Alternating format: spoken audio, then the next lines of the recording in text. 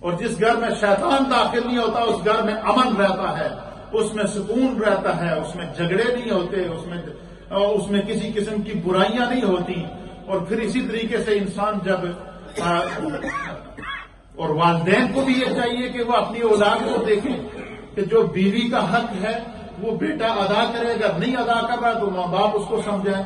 اسی طریقے سے بیٹی کے والدین کو چاہیے کہ اگر ان کی بیٹی کی سسرال کی طرف سے کوئی شکایت آتی ہے یا شوہر کی طرف سے کوئی شکایت آتی ہے تو ہم اس کو فوراً اگنور کر دیتے ہیں، اس کو اگنور نہ کریں بلکہ اس کے اوپر سیریس ہو کر سوچیں کہ کہیں کیا وجہ ہے، کہیں ایسا تو نہیں کہ لا علمی کی وجہ سے یا جو ہے وہ لاپرواہی کی وجہ سے یہ ہماری بیٹی کوئی ایسی غلطی کر رہی ہے جو اس کے لیے بعد میں مصیبت کا سبب بنے۔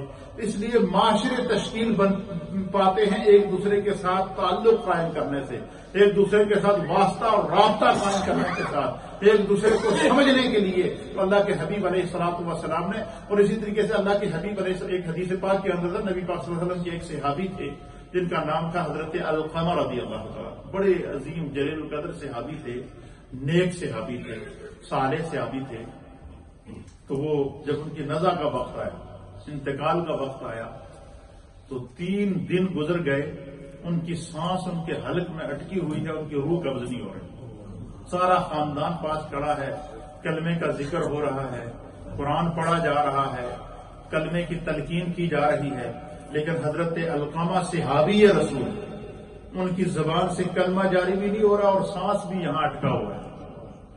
پھر کسی نے جا کر نبی پاک کی بارگاہ میں عرض کی کہ یا رسول اللہ آپ کے علقمہ پر بڑا سخت وقت ہے۔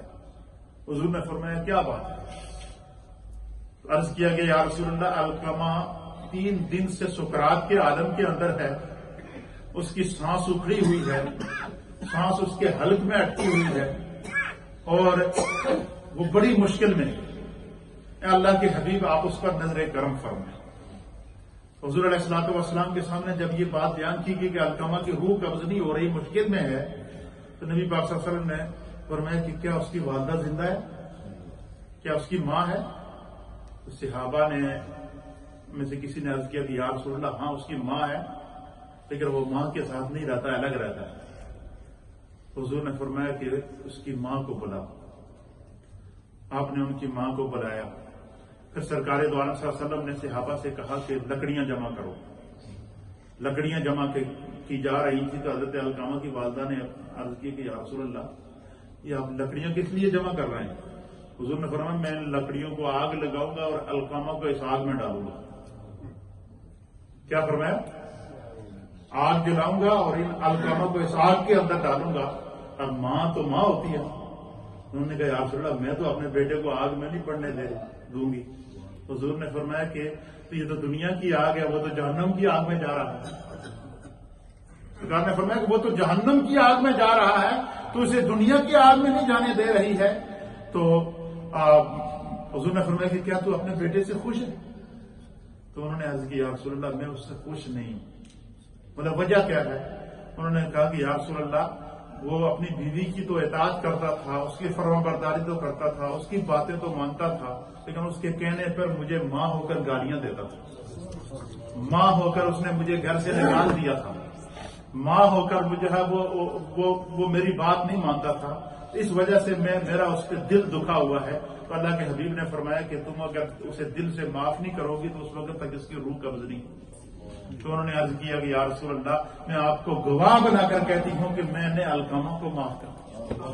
اب جب حضرت علقمہ کو جب فرمایا کہ معاف کر دیا تو حضور نے فرمایا بلال جا کر دیکھو علقمہ کو۔